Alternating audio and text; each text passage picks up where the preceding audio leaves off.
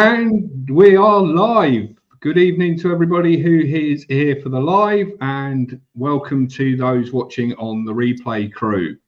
Please don't forget to like, share and subscribe. Let's get this out there as much as we can. And as you can all see, I'm joined this evening by Mr. Chris Shelton, somebody who, as soon as we decided we were doing this channel, was somebody that was on my list to get in and have a chat with. So if you all want to grab your towels and dive into the best pool on the internet, we will get going. Awesome. Right, so Chris, Yes.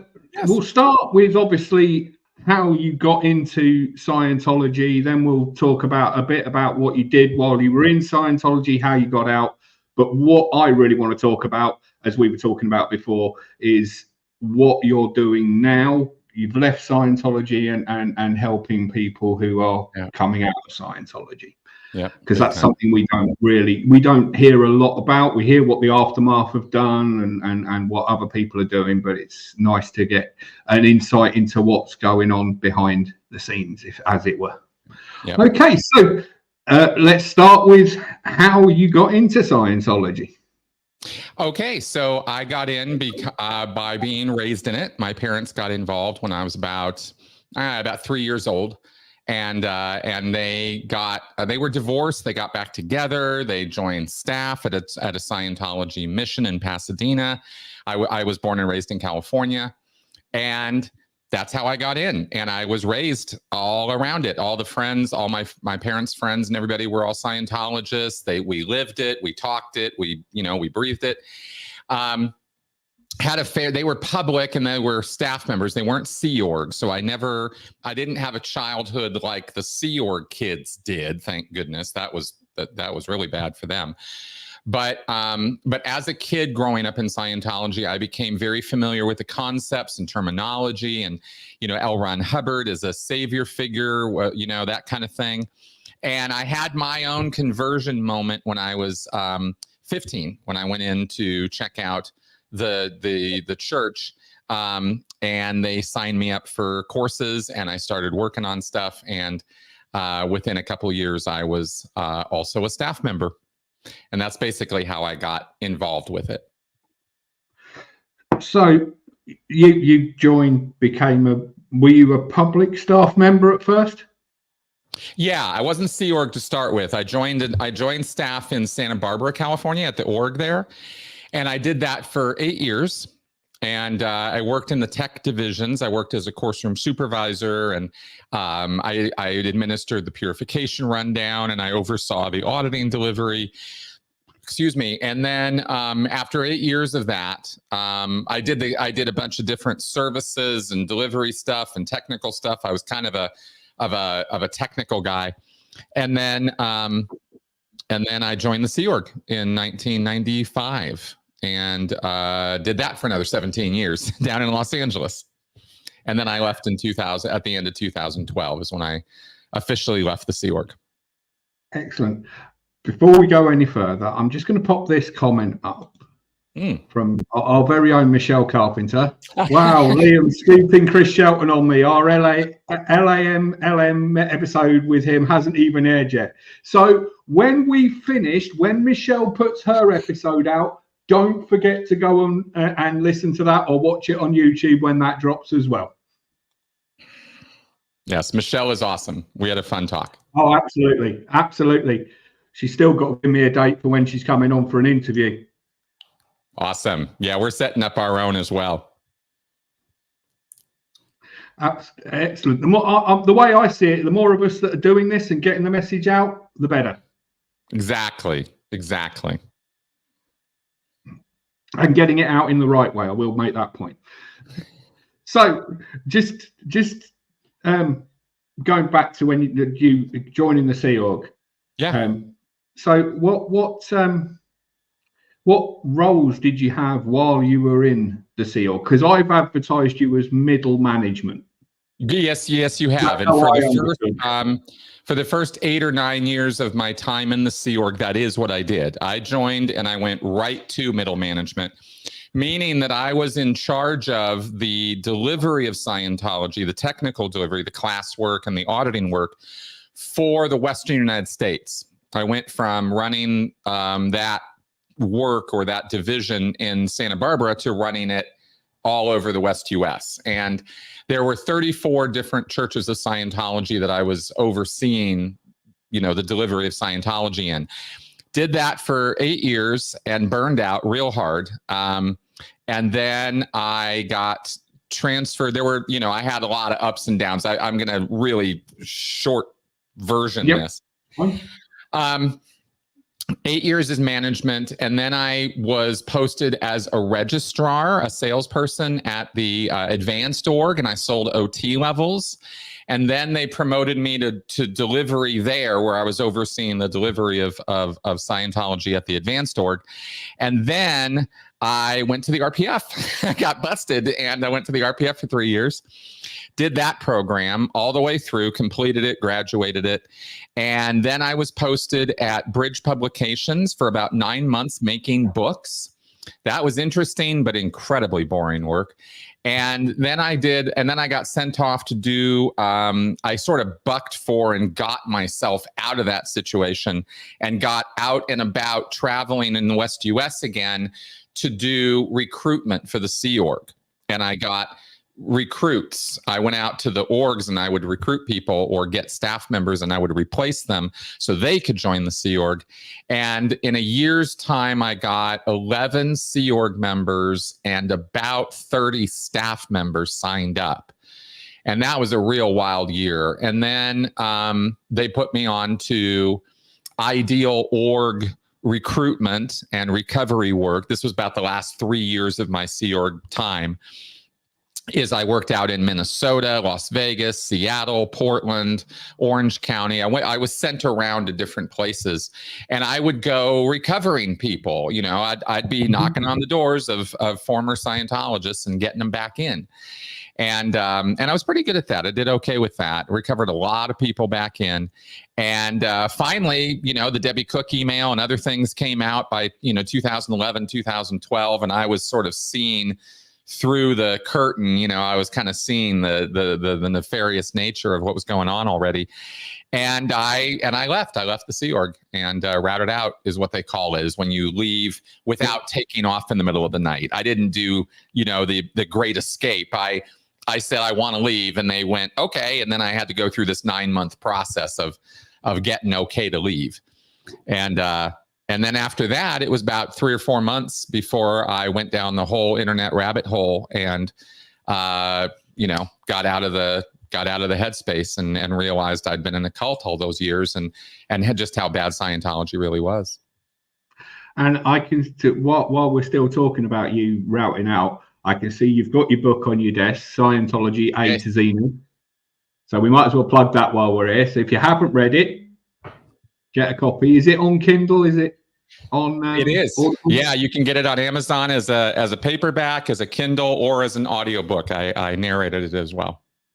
Excellent. So if you haven't read it yet, please get hold of a copy, because I have listened to it on Audible. That's how I knew it was on Audible. So it is worth reading or listening to. Absolutely.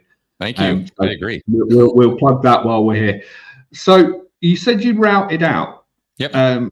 So did you leave in good standing?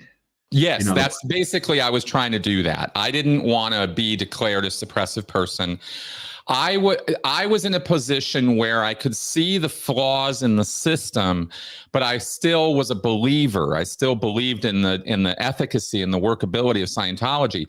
So I wanted to go out of the Sea Org and I wanted to go up the bridge and pay for my services and do the Scientology. And that is what that obviously changed after I learned a lot more about it, but that was the goal. And that's why I didn't just take off one night. I had ideas that I was going to be a really good, solid Scientologist and contribute to the cause and still be in good standing. And that was definitely my effort. The church had other ideas, so things went south. Sounds about right. So with that being said, because obviously you went in at 3 when it was still relatively new. What do you make of the difference with how LRH used to run things and how David Miscavige is now running it?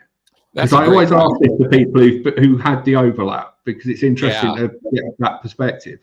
Absolutely. No, that's a great question. I got involved in the later years of L. Ron Hubbard's life. And so my experience of Scientology as a child growing up in and around it was what I saw from my parents and from other people and heard from them until I got involved as a teenager. And then,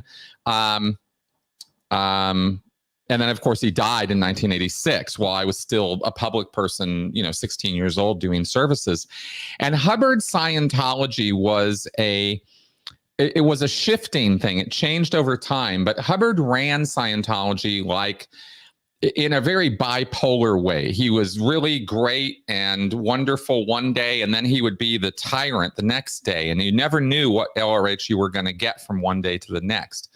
So he could write policies or bulletins that sounded wonderful, that sounded very compassionate.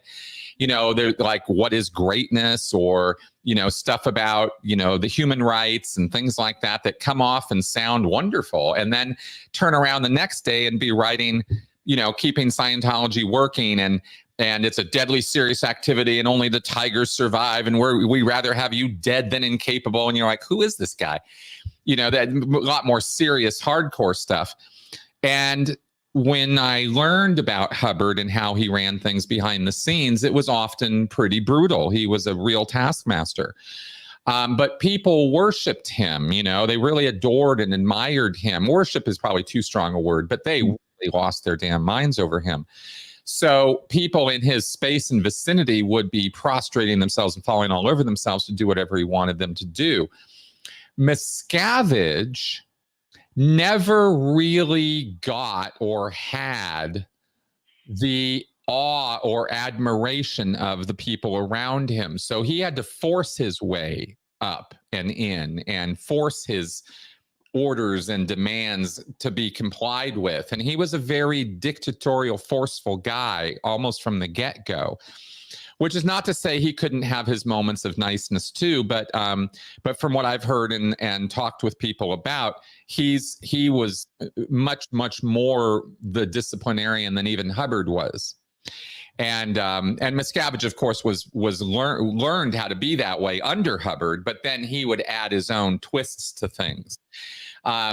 For example, and let me give you like how does this look like in the real world? Hubbard didn't care if you masturbated. It wasn't a thing. No one cared. You weren't going to get into ethics trouble. You weren't going to have to sit in a room and write up all the instances with the exact time, place, form of every time you masturbated or every time you self-whatevered. Nobody cared. Hubbard didn't have a thing about sex that way. Miscavige does. Mm-hmm. He loves using sex as a control mechanism. He loves it. And it's quite a good control mechanism. I mean, just ask the Catholic Church, right? So he really laid on the thumb screws with sex.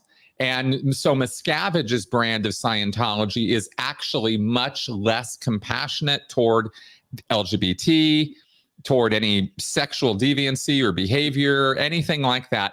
Miscavige is really ruthless about. And that's kind of one of the ways you might see a difference in old and new Scientology. And also from what I understand, because I've obviously never been in, I was never in Scientology. But for the other thing that I understand that's different to policy is all of this fundraising that Miscavige keeps doing for these ideal orgs. Very much so. Every single thing Miscavige has done with the ideal orgs is radically off policy. L. Ron Hubbard wrote very clear-cut policy that states we don't care about our mess, our quarters, our stuff, right? It's not that important. What's important is getting the word out there and getting people in, selling books, selling materials, introducing people to Dianetics and Scientology and getting them on service. And that was what Hubbard was all about. Every one of his policies backs that up. I'm not necessarily saying it was a wonderful, workable, great situation. With those policies, L. Ron Hubbard was a taskmaster, right? But they weren't obsessed with buildings, and they weren't obsessed with buying buildings and renovating them and spending tens of millions of dollars on every single church property. That's a Miscavige thing. He came up with that all on his own. And it's not what Hubbard would want. So that whole program has really derailed Scientology in a number of ways. If you step back and kind of look at the big picture time track of Scientology, you can see that Miscavige has charted a course of failure for Scientology over and over and over again. He keeps screwing it up. And every single time he implements a new program or a new direction for Scientology, and he's done it about 3 or 4 times now, it tanks even harder. It just gets worse and worse and worse for them. Good, right? Like kudos. Yeah, actually, not such a bad thing. Like, woo, go Dave. But it is funny how incompetent he is. It really is, because Scientologists now, because Miscavige's, the big conversion moment for Scientologists with Miscavige was the IRS win. That's when everybody started worshiping Miscavige. That up until then, Miscavige was just kind of like this leader figure, but nobody really the public of Scientology didn't really know who he was. The Sea Org knew who he was, but the public really didn't. And when the IRS victory happened and the war is over and he did his 3-hour, event, that's when David Miscavige really officially took over and was in charge of Scientology. And ever since then, he's come out with program after program after program that has failed Scientology, that has caused people to leave in mass and to tank the delivery of Scientology.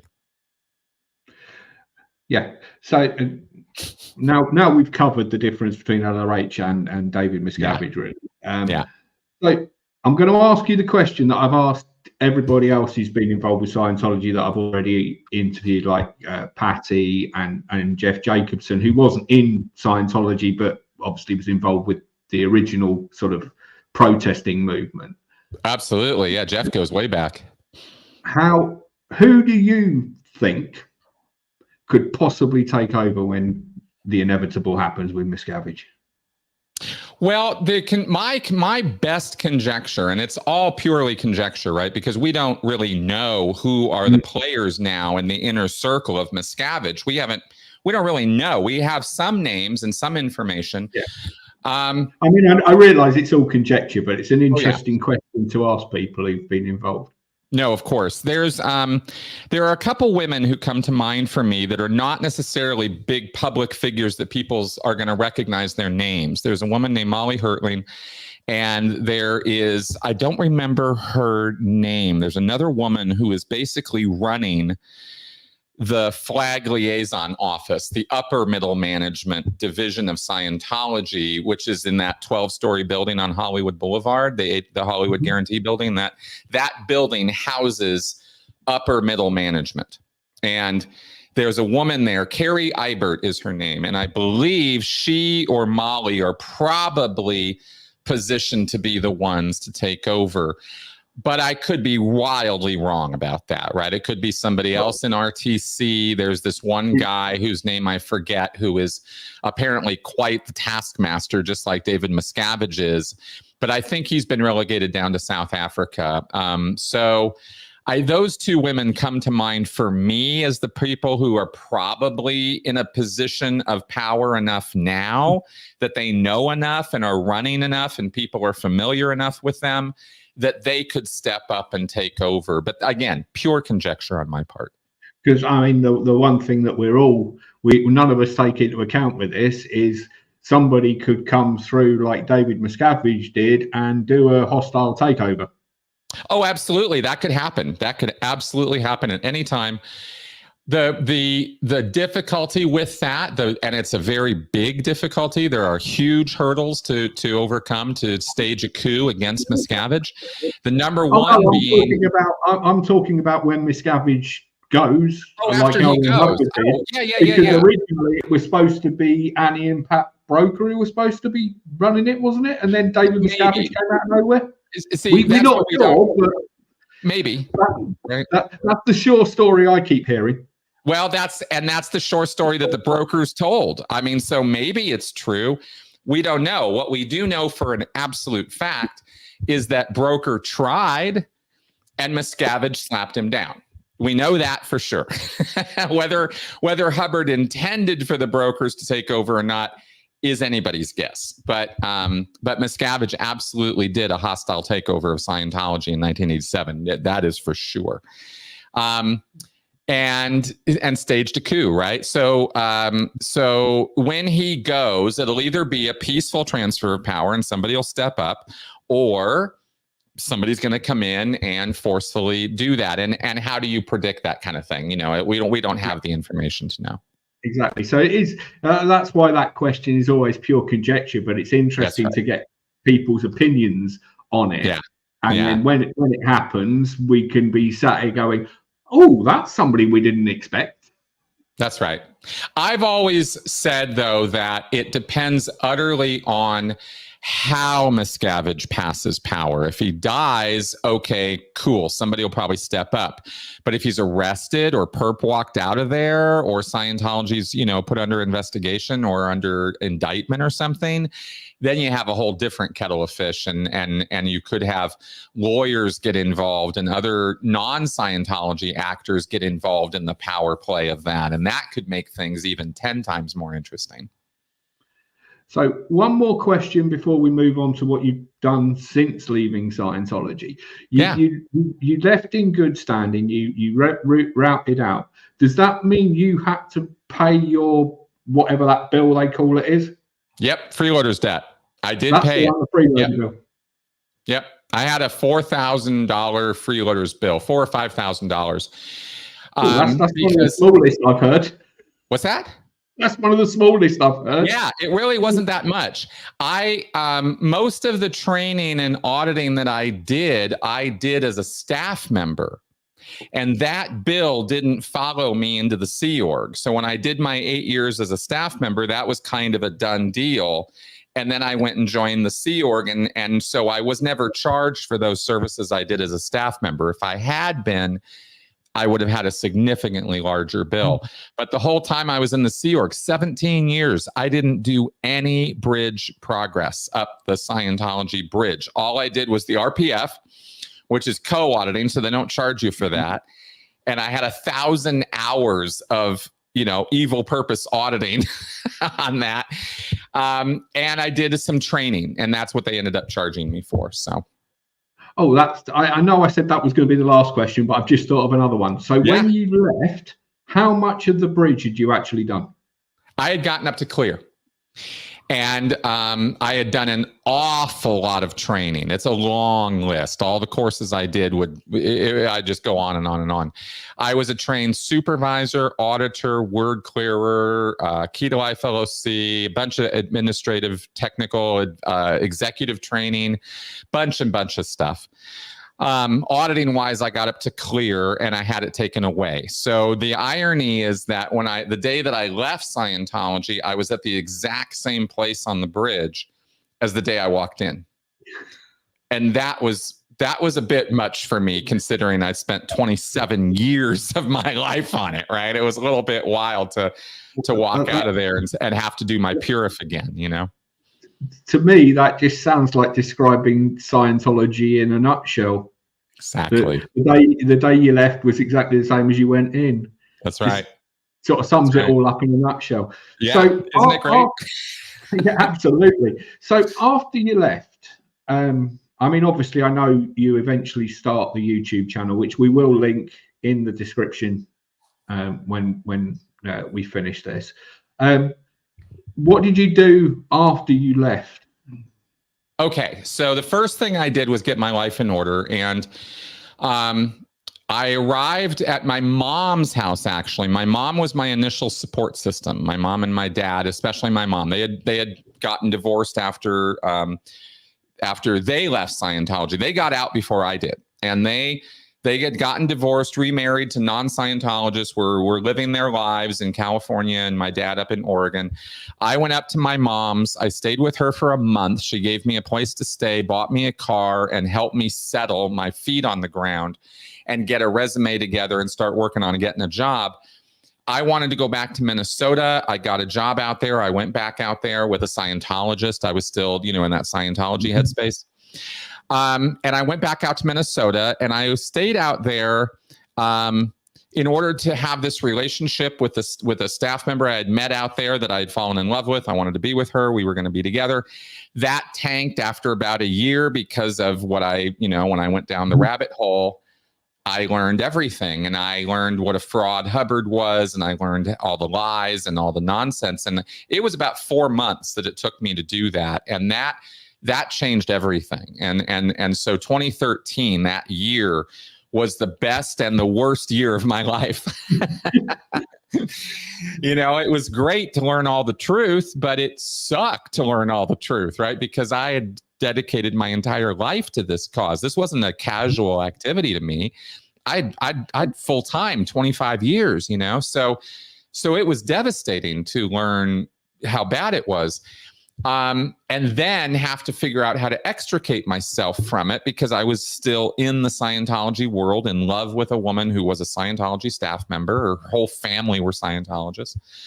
So it took months of back and forth and figuring out what to do. And I started posting online anonymously, trying to get involved in the forums and the groups and stuff and figure out what to do. And the church figured me out. They found out that I was posting, and they confronted me on it. And by the end of the year, I was declared suppressive, and I was out, and it was all over. So that was 2013. And after that, it was a relief, because a lot of problems settled themselves immediately after I was declared. Right? I didn't have any of those pesky relationships with Scientologists anymore. I had lost the woman I was in love with. I mean, all of that was gone. And I was suddenly faced with a future of a wide open road. I could, there was no more bridge for me. There's no more save up money and do auditing. I could do anything. I was like, whoa. I had a job in Minnesota working for some people who owned some properties, doing some property management. And I had a story to tell, and I had things I wanted to say about my Scientology experience. So I wrote an article that was about 8,000 words that broke down all my feelings about Scientology and why it was going to destroy itself. That was sort of the epiphany that I'd had, is that this thing is self-destructive. It's a cult, and it's going to spin in. And all these people, this is going nowhere. So I wrote this article breaking down why I thought that was the case. And I was going to shop that around and get that published somewhere, but I realized it was too little. I wouldn't be able to get it on a national stage. And I wanted to get the word out. I wanted people to hear what I had to say. So I realized, well, this is 2014 now, early 2014. I'm going to start a YouTube channel. And Karen de la Carriere had invited me out to LA. So once I came out under my own name, after I was declared, I didn't have anything to hide anymore. She invited me onto her channel, and I was suddenly on YouTube, and it went really great. I got interviewed for the first time, and it was really wonderful. And I was like, this is probably the medium I need to use. So I started a channel, and I took that article and I broke it up into about 4 or 5 different videos. And that was my premiere. That was my beginning. And I thought, okay, I'm gonna put some stuff out here about Scientology. And it's not going to take me more than about a year. I'm going to get it all out, and then I'm going to move on. And here we are in 2024. Yeah, exactly. So 10 years later, right? 11 years later, here I am. And yeah, so after 2 years of working, and I realized what a pipe dream that was, right? Because I didn't know I didn't know anything about cult recovery. I just knew I needed to recover, and I had things to say, and I wanted to get those things out there. And I wanted to do it in such a way that people would listen without a lot of unnecessary or added emotion. I didn't want to tell a sob story. I didn't want to get sympathy from people. I wanted them to understand what this is, what this stuff really is. It's bad, evil, horrible stuff. And I wanted them to get that, not just bad things were done to me. So that was the approach I took, which is a little different from how most people approach it. And that's why my book is kind of an analysis of it. And I started kind of analyzing Scientology and breaking it down for people and answering questions. And people had so many questions. And so that's how I started a Q&A show, is they just kept plying me with questions on my channel. I was like, maybe I should start a Q&A show. They were like, yeah, maybe you should. So I started that. And that was the beginning of regular content on my channel. I did a weekly show. And last week I did episode number 460. I mean, I've done a lot of Q&A shows now. So that was kind of for me, yours was, I think I came across when I first started looking into Scientology. I came across Tory Magoo first, and then I think it was your channel that then got suggested because I'd watched Tory Magoo. Then I found you, and then I ended up going further and further down this rabbit hole. Some friends of mine were saying to me, So what's this YouTube channel you're doing at the moment? I said, I'm talking to ex-Scientologists. Oh, I'll come and watch it. I said, just be careful once you fall down that rabbit hole. It's a big one to get out. Oh, cool. That's right. It's always so fascinating. I am always so. It's funny to me now that when I have people, who are not familiar or who are outside the Scientology world, want to interview me, they'll bring me on and we'll talk for an hour and we barely get going. And they're like, oh my God, we got so much more to talk about. I have so many more questions, right? Because it's this huge topic. I realize I'm condensing everything in this interview, and we may come back round and have another one later on, but I'm just trying to get I'm trying to get the overview, because I learned with when my first interview on this channel was Patty Moher, who hasn't really spoken out that much. And we started talking about what she wanted to talk about. I said, this is at least a 3-parter. Exactly. There's just so much. There's so much. It's such a rich topic, and there's so much you can learn about people and about groups from Scientology. And that's when you ask me what I've been working on for all this time, pretty much that. It's pretty much been like, what are people about? What are groups about? There have been 2 questions that have driven me for the last 10 years. And the first one was, what the fuck happened to me? And that has now been answered. I've totally answered that question for myself. I don't have any question anymore about what happened to me.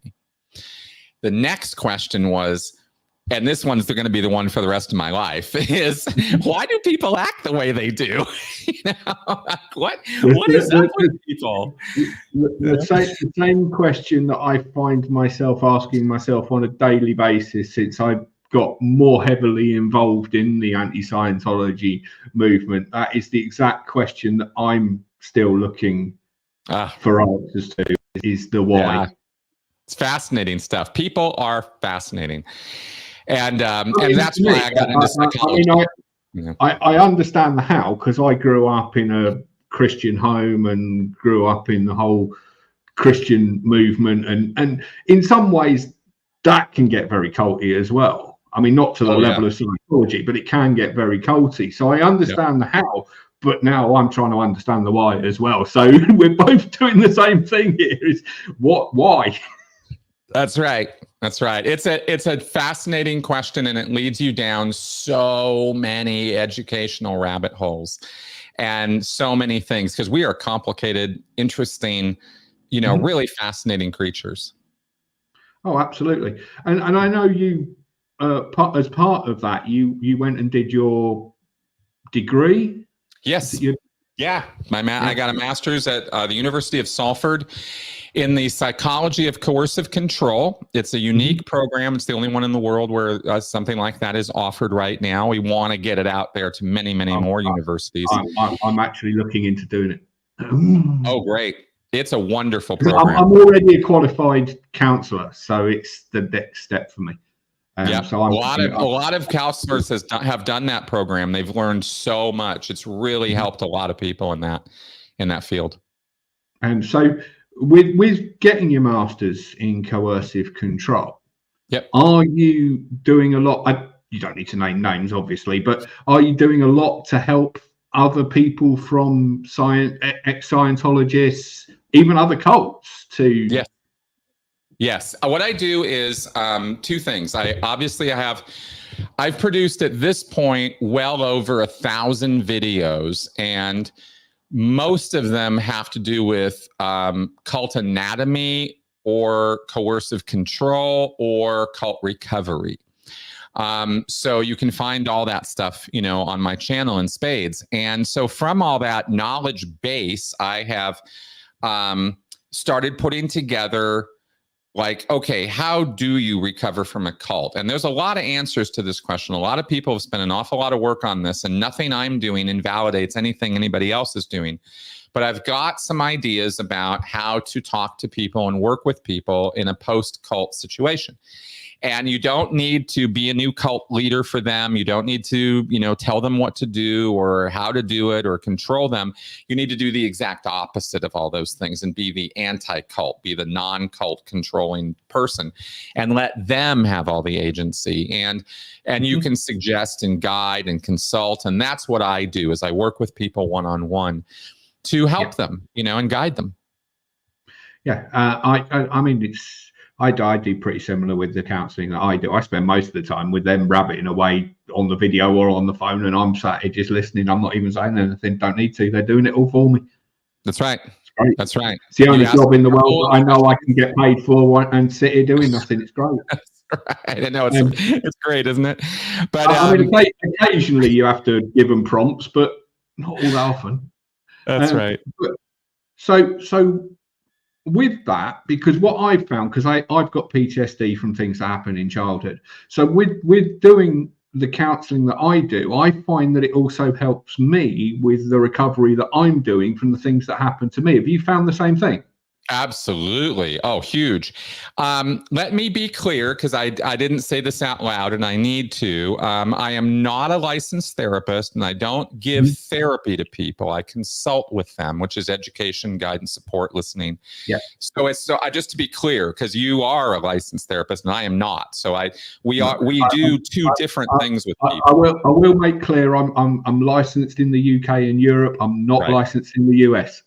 Yeah, fair enough. So I'm not pretending to do counseling, but I am very helpful with people. At least that's what they tell me. And so I go off of, I base my evaluation of my work is based on what, on the feedback I get from my clients. And so far 100% have been very happy with the interactions and the work that we've done. I also work with friends and family of cult members or people who are in coercive situations, and the family and the friends don't really know what to do. They end up blowing it. They say the wrong thing. They get mad. They get, they do this, they do that. So I can work with them also to help them and strategies of how to talk to people who are in a cult or in a coercive situation, because they don't want to hear criticism. They don't want to hear, hostility about their activities.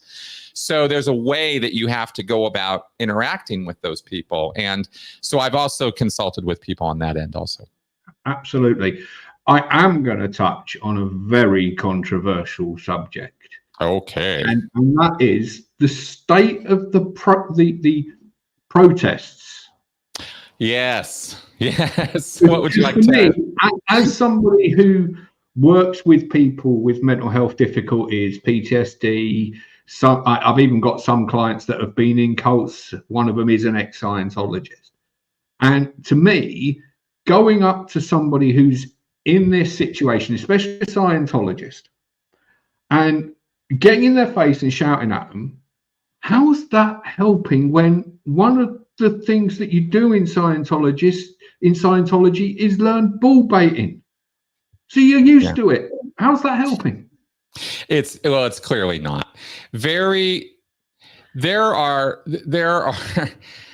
very few real world situations that call for open hostility towards people, especially cult members. You're not going to get somebody to wake up from a cult or leave a cult or question their cult by yelling and screaming and insulting them. Never. That's never going to work. All you do is turn on their fight or flight. You get them defensive, in other words, and they get they get angry and defensive, and then they double down on their belief. They don't stop and think. They reinforce it. So protesting of that nature is something I've always pushed back against, because it's counterproductive. It doesn't, yes, you're visibly, loudly, publicly protesting Scientology to Scientologists. The protesters are out there saying, well, we're not here to get them out. We're considering the staff and the cult members to be evil, horrible people, and we just want to protect all these non-Scientologists. But non-Scientologists aren't impressed by watching you yell and scream at cult members either. People aren't impressed by watching other people get publicly humiliated and yelled and screamed at. That's not effective on any line, And 99.9% of the public they're allegedly protecting aren't walking through those doors. Exactly. That's the other thing, right? Is the efficacy of it. I've been past the London org when I've been back in the UK visiting family. I'm planning to go past the Plymouth org in the summer when I'm down there on holiday with family. I've been to the Paris org now. I've had time because unfortunately I couldn't go to the protest with Alex because I now live in France. Couldn't get over there because it happened to be the weekend before I was traveling back to go and see my granddaughter for the first time. So couldn't make it down to Paris because I'm about 3 hours from Paris. So I've been to the Paris, and they're just empty buildings. Yeah. There's nobody going in apart from the staff that are already there. Exactly. The recent protests suffered from a lack of planning. It was a really organic kind of grew up out of sort of crazy, TikTok and stuff. And it sort of attracted people who were there to get attention and get noticed and get clicks, right? And we want clicks. We want people noticing Scientology, but we want them noticing it in a way that highlights and shows why it's bad and wrong and why people should be fighting against it or protesting it. And I didn't particularly feel that what's been going on over the last few months has particularly been that. It's been a very disorganized, individual sort of drama club. A lot of people attacking each other publicly and calling each other names and stuff like this. It's just not a very well organized activity, Oh, I'm well versed now in the public attacking. I'm well versed in that. As is Michelle before me. We are both now very well versed in this subject. Yes. Well, I'll tell you, just to contrast this with Michelle for a second, Michelle arranged for me to give a talk with her and others at a Federal Trade Commission conference where government officials were there, and we got to actually break down multi-level marketing schemes for these guys and talk to them directly. And I felt I was doing, more activism work there in that short concentrated period of time than weeks and weeks of protesting, because we're getting right to the people who can actually make change and telling them what's up. And I think that's the kind of effective activism and protesting that we kind of need to see with Scientology is, go protest in front of the IRS building. Why does Scientology still have tax exemption? Go there, go do that protest. Exactly. That would be something that would get some attention. I have to agree with you. We started this channel, just over a month ago, and I feel like I've done more in a month with all the interviews that I've done than any of the protests that I've seen. I'd have to agree. Apart from Alex. Alex's protests in Paris and in the UK, absolutely spot on. Have to agree. Yep. But getting a camera out, shoving it in somebody's face, and then shouting and bawling at them. And I think that what was the line? Get back in your cult. How's that helping? Exactly. I'm telling you, it's not. I'm telling you. I was in the cult, in Scientology, in the Sea Org, when Anonymous was happening in 2008. I watched it all happen. And from the inside, we thought those people were crazy. We, in fact, were told they were being paid to do what they were doing, and we believed it. We were told that they were being paid not by YouTube or TikTok, that Big Pharma was paying them, right? That psychiatrists were paying them. And we're in a cult. Of course we believe that crap. So you're not making the difference you might think you are inside the cult with that. Sometimes certain signs and certain messages will get through to people, and I'm not saying don't protest. But do it in such a way that you're going to get them to take notice of you and actually read your signs, that kind of thing. I mean, for me, and I've learned this through counseling and helping others, if as SPs, we put our arm around these people and talk to them like they're human beings, we've got more chance than shouting at them. Yes. Or am I being delusional? No. You absolutely are not being delusional. You talk to them. Here's the thing about what Alex does that really throws them off. They don't expect it. They don't see it coming, right? He's nice. Right? We love you. We think you're great, right? Come talk to us. We just want to talk. That's how you do it. You act like a human being to people who are in a cult who don't get to act like human beings. Their day-to-day is not civil, mannered, great stuff. They're being yelled at and screamed at and pressured and pushed all the time in the cult. So and in some cases, you have to be the opposite of that, And in some cases, they're getting beaten up. Yeah, seriously, I did. Yeah, that's real. And so I see it as these people have been told by L. Ron Hubbard that all of us on the outside, we're all evil, we're this, we're that, we're the other. And the current protest movement I feel is just for the clicks and the views and money. That to me is just proving what L. Ron Hubbard was saying. Exactly. And that's why it sets things backwards rather than moves things forwards. Because you just proved to the Scientologists that L. Ron Hubbard's right. Yeah, exactly. So they're more likely to want to stay in than come out and join us and actually live a normal life and see that the real world isn't as bad as they think it is. Exactly. But that only is accomplished with compassion, tolerance, understanding, and support, right? So that's how that's my take on protesting: is you can accomplish public awareness and you can help get people out by doing civil protests, not uncivil ones. As Mrs. J's just pointed out, because of the work that Alex is doing, MPs are starting to take notice over here. That's right. That's exactly right. Again, Alex is laying that groundwork. He's, and good on him. I support that. I mean, Jolene might have a good point. Anti-Scientology doesn't have enough dollars in the US to make Congress to take notice here. That is a very good point. But one of the reasons why is because it's not being organized too.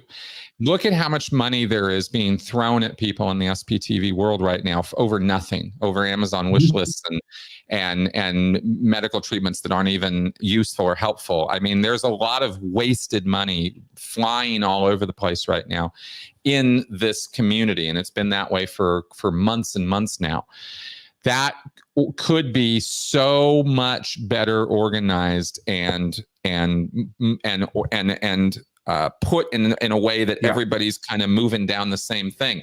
But that's not how it's running right now. It's just a bunch of individuals selfishly trying to get theirs before anybody else gets theirs. And that's not how this should be running at all. It's another one of the big problems I have with all of this.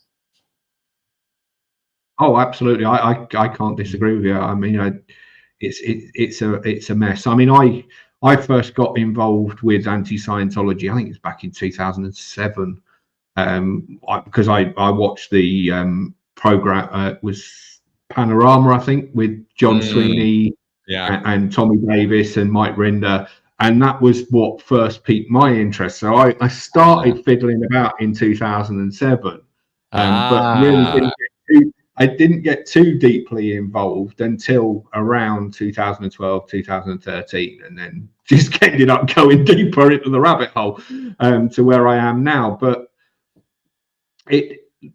in those days, nobody took any notice in the UK, in Europe, really. I mean, France, I think, was starting to get a bit dicey then, but nobody really took any notice.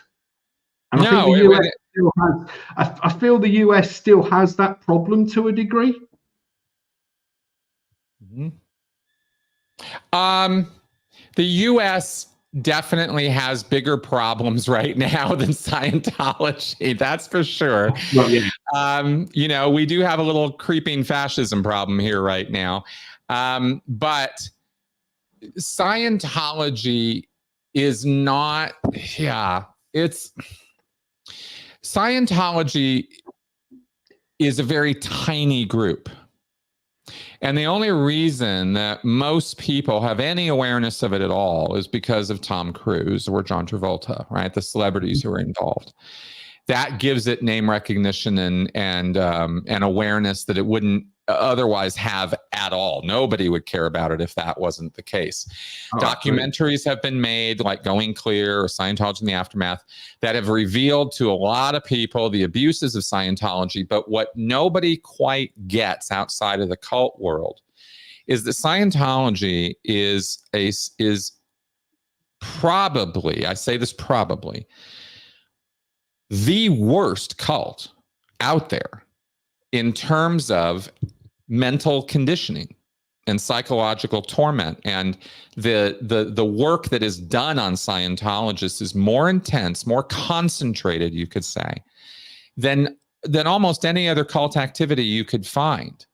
Unless you're dealing with something, of a similar level, like a Falun Gong or something, like a full-time, dedicated, fanatical, radicalized terrorism, like full-time fanatical kind of stuff. That's the level that Scientology operates at. But it hides in plain sight, right? It's got very beautiful buildings and people have to pay money for it. And so people just kind of titter and look at it and think that Scientologists are foolish people. They're not. They are brainwashed to a degree that really makes that word the correct word to use.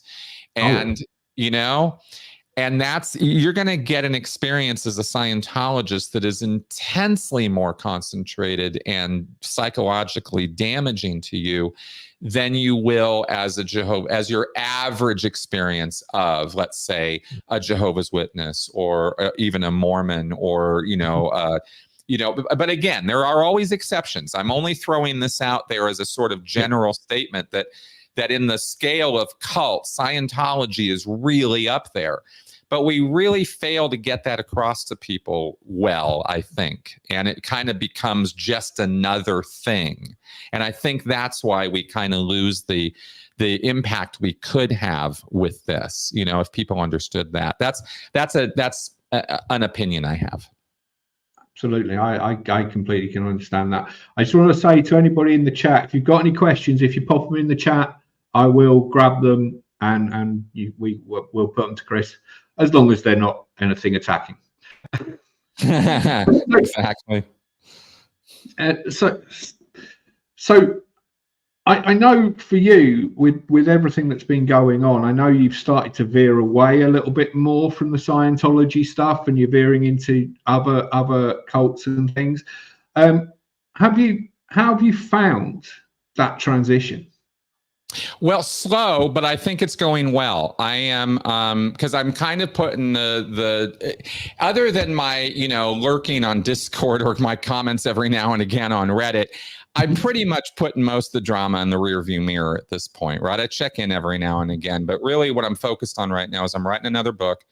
I'm working on interviewing people from other groups, other situations. I've gone into the MLM world with Michelle and others, the Gothard world, the Christian world, there's a lot of stuff to talk about, where Scientology is perhaps one of the more concentrated forms of gaslighting and mental thought reform and psychological control.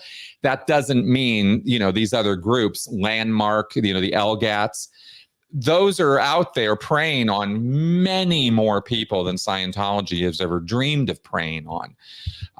Just in terms of numbers, right? The MLM world, for example, is $1 trillion industry worldwide. Huge amounts of money are being flowed around in the multi-level marketing world. And that is just another cult world. So so I feel like there's a lot more out there to expose and bring people's attention to. And I want to do my part in doing that. That's what I'm trying to do. Absolutely. I mean, I've also said this about this channel. I realized that Scientology is only a very small part, and eventually we will have people on from other cults and other places to make comparisons, but also bring attention to other things as well. Exactly. Some of the best shows I have. Oh, I'm sorry. I'm cutting you off. I'm sorry.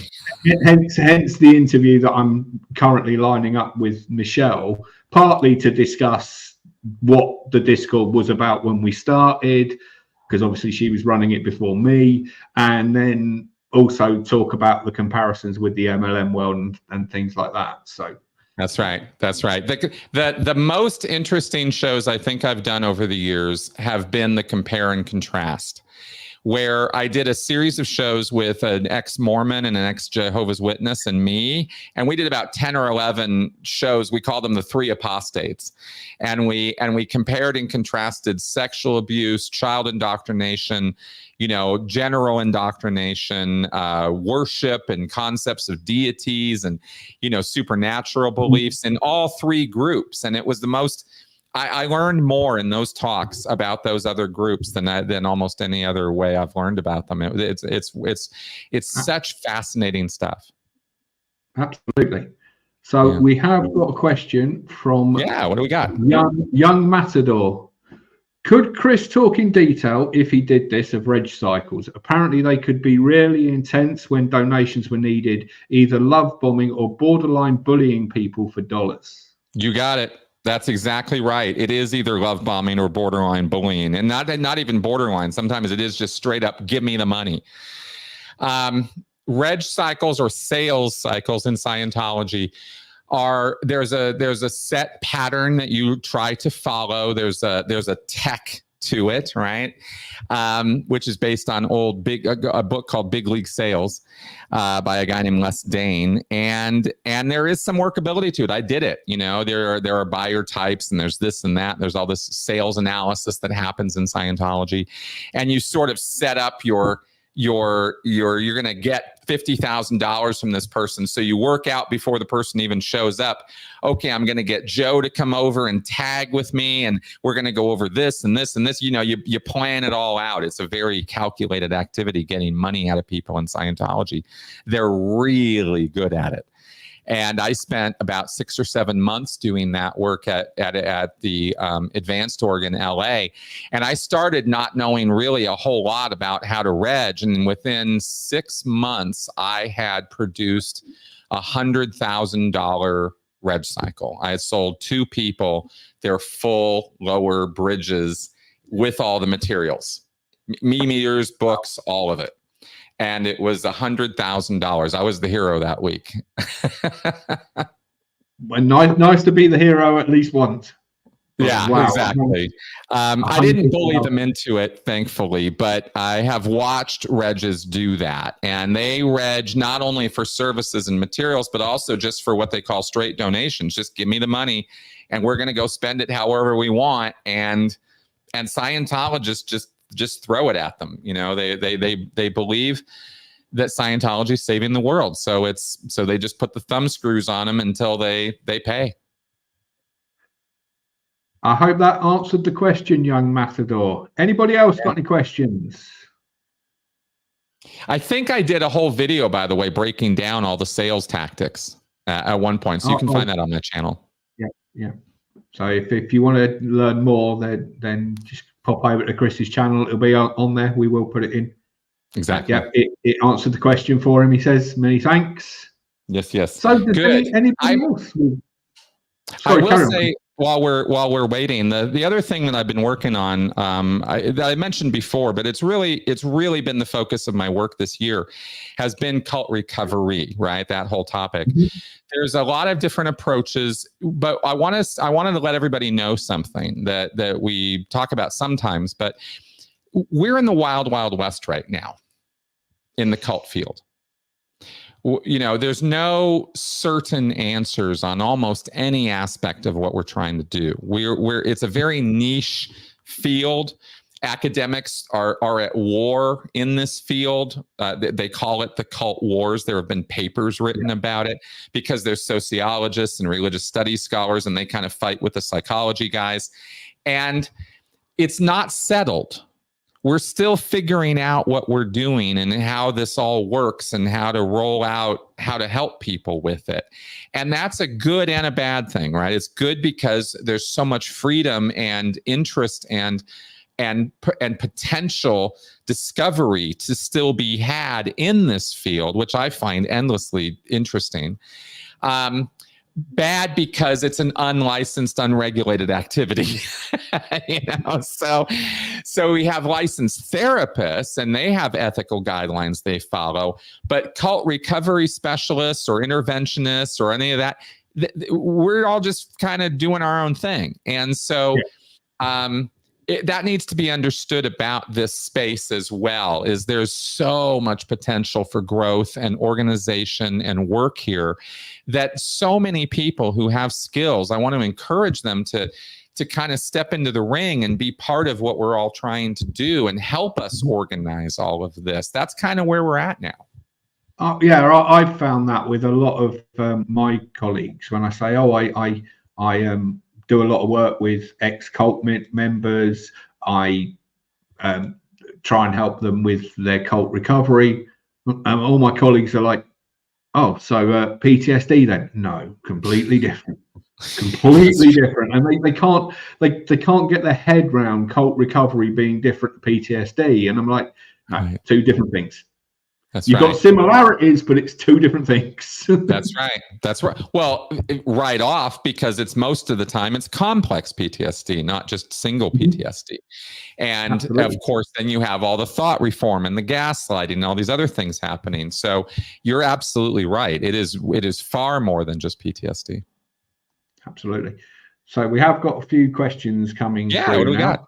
Right. So Mrs. J, do you have moments of was I real? But I think she means was it real, because she does put underneath or was it real moments. Or are you past that now? If yes, how do you manage it? Oh, that's a great question. I don't have those moments very often anymore when it comes to Scientology. I'm 10, 11 years out now, and I've done a lot of work over all this time.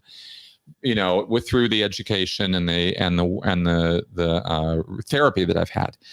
So I don't have dissociative moments anymore, or, you know, those moments of, oh my God, did that, you know, like I've come to accept what's happened to me and what I did as part of all of that as well.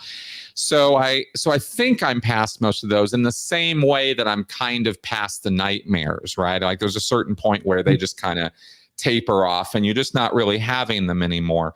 Maybe once a year or twice a year or something now, there will be an event or a trigger or something that might set off things, which is not to say I'm not emotionally triggered by other things, but the cult stuff, I think I'm past most of that at this point. I think. Excellent.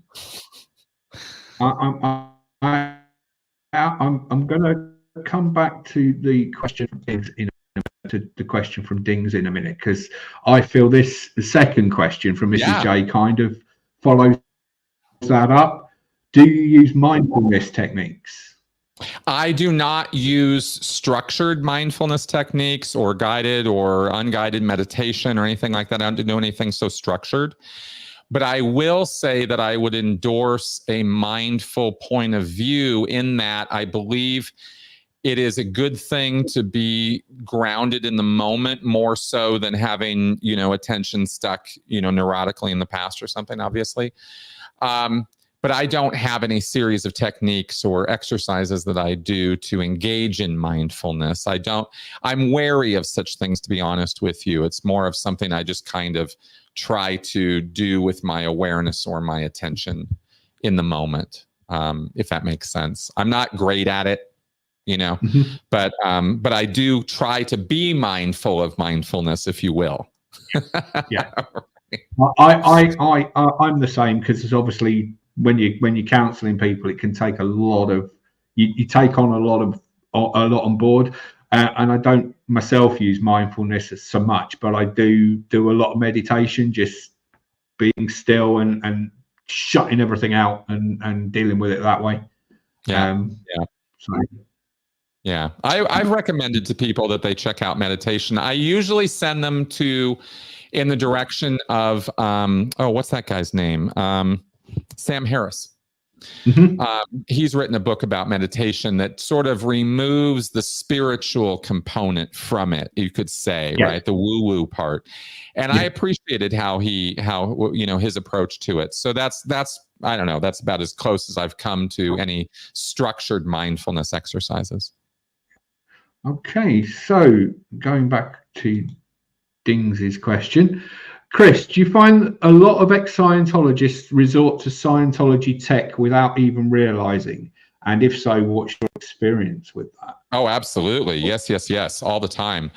See, until you're educated out of it, or you purposefully shove it out of your head, it's going to stay there as a habit, right? This is a big, huge thing I realized a few years ago with ex-cult members is if they don't take action to flush it out of their system, so to speak, why would it leave, right? Why would those habits leave? And so, for example, and this is probably one of the best examples I can give, because we see it all over the place in the ex-Scientology world these days. There's a Scientology mantra or principle of attack, never defend. So it's a public statement of how to deal with criticism of Scientology. When people grow up in Scientology learning principles like that, attack, never defend. You don't ever, justify, make excuses, back up your reasoning for things, explain yourself. You attack. That's how you deal with things. That's Hubbard, 100% Hubbard. Hubbard never dealt with defending things. Hubbard was always attack, attack, attack. So there would be, for us second gen or even first gen members who learn Scientology, you listen to Hubbard's lectures, you read his books, and this attitude is sort of given to you, and it's reinforced by the culture and OSA, and everybody in Scientology is on board with this approach. So when you come out of Scientology and you're in the big wide world on YouTube, getting into fights with other people, it starts looking an awful lot like Scientology in the big wide world. Like, wow, this is just like what it looks like in the church. And it is, by the way. The SPTV environment is very much what it's like in the Sea Org. People attacking each other all the time, backstabbing, all that crap. So those habits do stay with you. And I think that it's important to realize that, because you can't solve the problem if you don't realize you have one, right? So I'm going to say something now that I have said publicly before. After doing the interview that was a bit of a nightmare with Nora, I now think I have a better understanding of what Scientologists go through when it comes to bull baiting. There you go. You got it firsthand. That's exactly, bull baiting is also part of that, right? Because Scientologists, even the language, like the language is so important. Even in Scientology, you don't face somebody, you don't talk to somebody, you don't converse with them, you confront them. You're confronting you, motherfucker, right?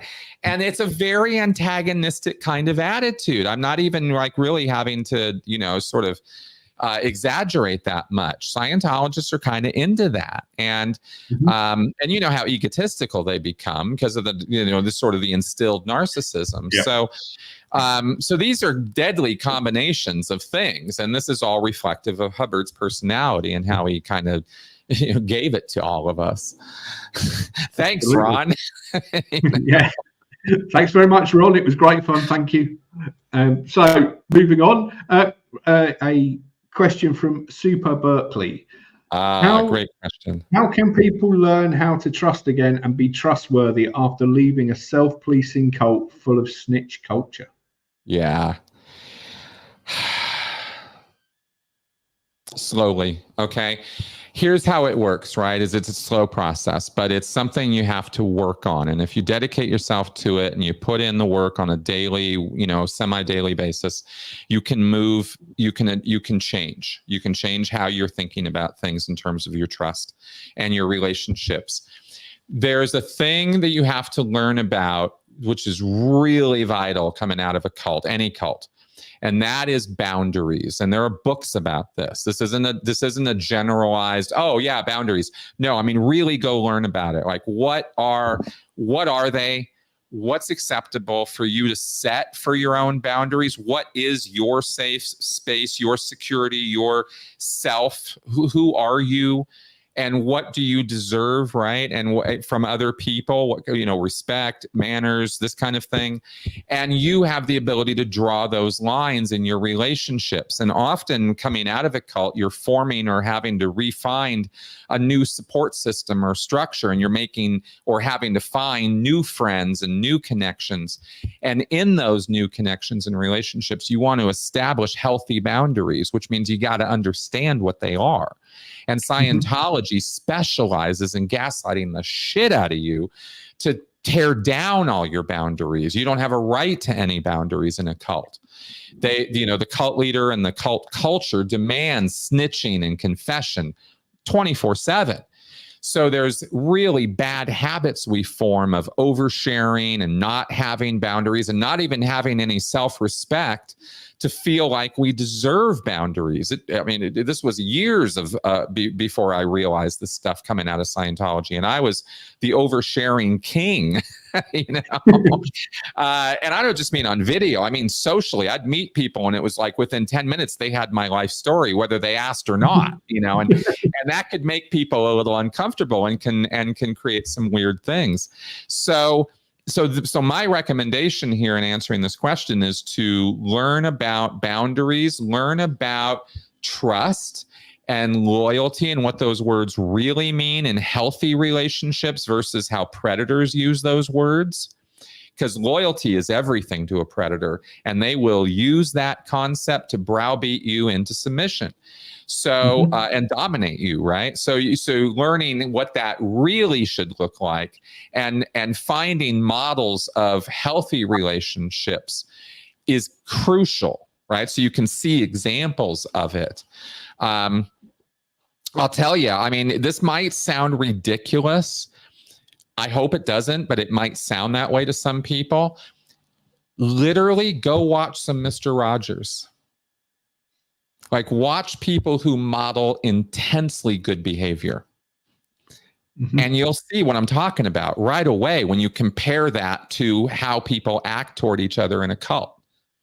And I don't suggest that, that we all need to become Fred Rogers. I'm just trying to throw an example out of where you can see such a contrast to the cult, right? And I think that's how you relearn or how you overcome those problems. That's how I've sort of approached it and dealt with it in my life, haphazardly and kind of figuring it out as I go. But I hope that helps. Yep. Well, it certainly helped me. Hopefully it answered the question. So Emanon asks, did you ever have any chats with John Atack, whether when fresh out or later on? I find him so interesting. I am amazed I am being asked this because I have done about 30 video interviews with John Atack on my channel. Well, when I saw the question, I was thinking I've seen at least 6 or 7, but yeah, I have literally done 25 to 30 separate video chats with John Atack, and every one of them has just been like concentrated information. I mean, John is just this font of information. And it took me a few years to start catching up to him and keeping up with him. But he is awesome. I love John. He's one of my best friends. I've been sat thinking I want to email John Atack because I'd love to have a chat with him, but I haven't quite got the courage up to do it yet. Oh, go for it. He's not anybody to be afraid of. Go for it. Okay, so I'm going to throw Mrs. J's third question in before I go on. Yeah. What's your opinion on neuro-linguistic programming? Thank you for asking me this. I have just recently done some diving into this topic. And speaking of John Atack, by the way, there is a wonderful talk between Dr. Steve Hassan and John about this topic. Steve is a trained NLP guy. And neuro-linguistic programming is basically a moral set of psychological or social psychology principles that do work, but are often utilized in a way that is manipulative and dominating. There are things you can do, behaviors you can engage in, or that you can observe in other people that will give you a sort of map of their mind. And that's what neuro-linguistic programming is about, is what does that map look like? How do you break it down? And what can you do? What behaviors can you engage in that can manipulate or change that mind? Now that you have a map of it, you know with this person, for example, maybe they are thinking visually as opposed to somebody else who thinks more audioly, right? Or somebody else who maybe thinks more sense in different senses.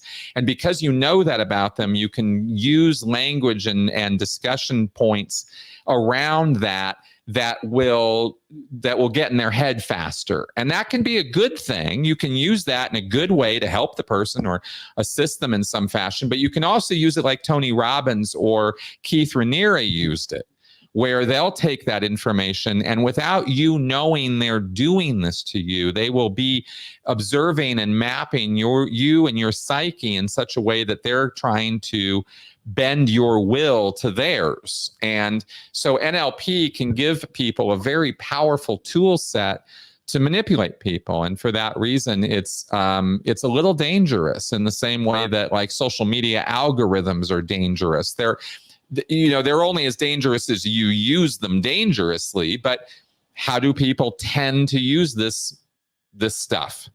They tend to use it badly. And NLP is powerful stuff. So it's something to be wary about, I will say. And that's about as much as I know about it at this point. I intend on diving deeper into that topic and explaining more about it in the future. Excellent. So I'm just going to pop up Emanon's comment. No, how did I miss them? I'm going to watch them after this. Thank you. Excellent. I have a playlist on my channel of the John Atack shows. So if you dig up that playlist, you'll get them all. Okay. So question from Road to Freedom. Can you explain a bit about the education children growing up in Scientology got compared to real world education? Oh, absolutely. Sure. There are some key principles installed in Scientology children that people should be aware of. The first one being, of course, that you're an immortal spiritual being whose body is basically like a set of clothes. Your body's not important, and that can create some real dissociation in people. I can definitely say that from firsthand experience. You are often, as a child, encouraged to recall past life memories or events, which is, a little delusional. There is a model of the mind that is given to children of Scientology right out of Dianetics, the reactive mind, the analytical mind, the somatic mind, the engrams and all that. All of that, total bullshit. None of that is real. But children in Scientology are raised as though it is. And so they will form these preconceived ideas about, when they see behavior on the part of other people, they'll assign it to their engrams or their reactive mind or, their bad Thetan. Their Thetan's having a bad day, right? It's a little weird, right? They have their own little Scientology-like thought processes. The other thing that is usually heavily instilled in children in Scientology is the study tax stuff. So children in Scientology are often taught that, the only reason they can't learn something is misunderstood words, which is not true at all. People have all kinds of learning difficulties and disabilities out there. And that's a huge topic in psychology and in education. But Scientology nullifies all of that. None of that is true. It's just misunderstood words. And if you carry a dictionary around with you, that's all you need. You'll be fine, right? And it sets the kid up for loses because they can have other issues. I mean, what if they're dyslexic? What if they are hungry, tired, this, that? There's so many other things that could be going on with their education. The other thing, and probably the most destructive thing that kids are dealt in Scientology, is the attitude that they are adults in little bodies, that they are infinite, immortal spiritual beings, and therefore they know things that they don't really know, and they've experienced things that they absolutely haven't experienced.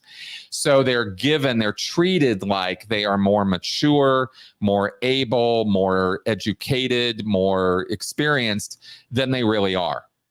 And that's such a disservice to children because it overburdens them with responsibilities and obligations that they cannot fulfill or even understand, amongst many, many other problems. It also opens the door to adults rationalizing or justifying, abuse against those children, sexual or otherwise. But that's more on the part of the adults.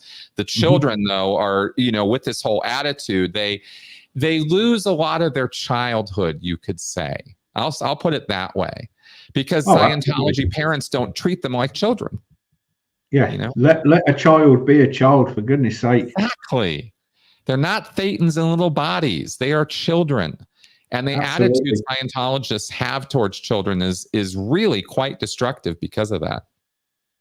So I've got no more questions, but I've got a few comments that I just want to pull up that I'd starred as we were going through the questions. So a comment from Dings when you were explaining about some stuff. Being a Scientologist sounds very so stressful. It is. It is. It really is. Even for the public Scientologists, they're constantly, if they're not being regged, they're being recruited. If they're not being recruited, they're being told they need to be in the org more. If they're not being told that, they have to come down to the event or they have to give more money. It's always something. The one thing you never hear in Scientology, oh, great. I hope you have a great time. Bye. Right? That you never hear that. Right? It's always demands for something. They always want something out of you. And that really does stress the Scientologists out. It really does over time. It's just crazy. Absolutely. And then we had another comment from Dings just after that saying, it sounds like Scientology tech puts people in constant fight or flight. That's right. Or euphoria. Or euphoric days. It's a bot between those two things. And that's why Scientology is so much about trauma bonding, because you're going between these extremes of ultimate euphoria and, fear and shock and paranoia, right? And you're bouncing between these two things. Absolutely. And then we've got a comment from Road to Freedom on the Neuralink and NLP stuff. The cult Nixian was hugely based on NLP, which was developed by Keith along with his second in command, who was an NLP practitioner. That's right. That's exactly right. Nancy Salzman. Oh, she did not get anywhere near enough jail time, that woman.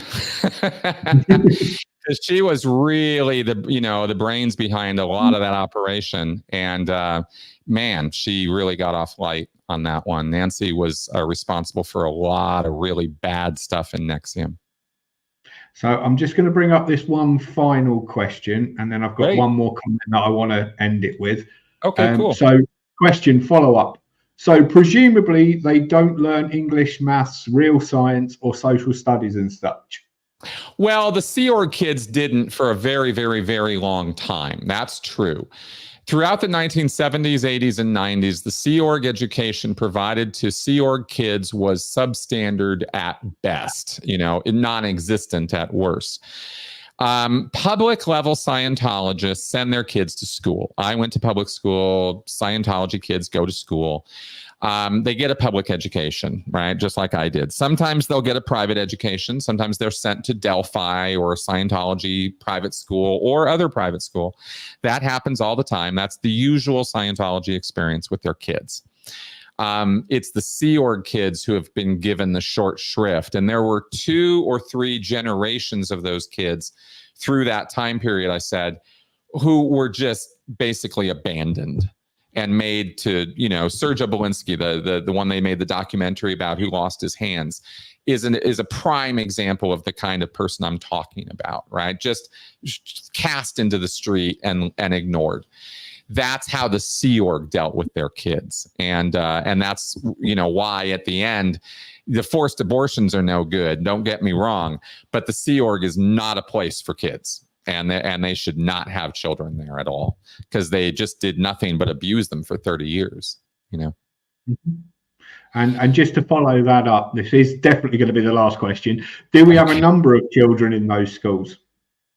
At this point, no. The Scientology kids are going less and less to the private Scientology schools. They are failing. We know that. Delphi, Oregon, for example, and I believe Delphi, Los Angeles, are having to outsource. They're having to bring in kids from India and China and stuff now. They're not even emphasizing their Scientology curriculum anymore. They're downplaying it. They've actually, I'm told that they're even bringing psychology into the school. Because, how do you avoid it in education? So if anything, it looks like the shrinking world of Scientology is resulting in the children of Scientologists getting a better, getting more access to the big wide world. I think that's the picture right now. And since Sea Org members can't have kids anymore, they kick them out if they have kids. So they don't have children being raised in that environment in anywhere near the same numbers that they had in the 70s, 80s, and 90s. Absolutely. So to end this, I want to put up a comment that Maria Martins put. Chris always shines when he's interviewed. Love it. Oh, thank you, Maria. I appreciate that. And I want to thank you for joining me this evening, because I have thoroughly enjoyed it. I have learned many things that I didn't know about you before, and some various different stuff that you've been doing since you left. But I do feel we have left a lot of things unsaid. So I'm going to wait until after your Life After MLM interviews come out, and we'll arrange a part 2. Great. And go from there. But I have thoroughly enjoyed it. I've just looked at the clock. We've been going for nearly an hour and a half, and it doesn't feel like it. Every time. No problem. I have absolutely loved it. So we will definitely do a second part at some stage. So if everybody wants to grab their towels, don't leave them on the sunbeds. The cleaners need to come through. And until next time that we are coming into the best pool, thank you very much for joining us.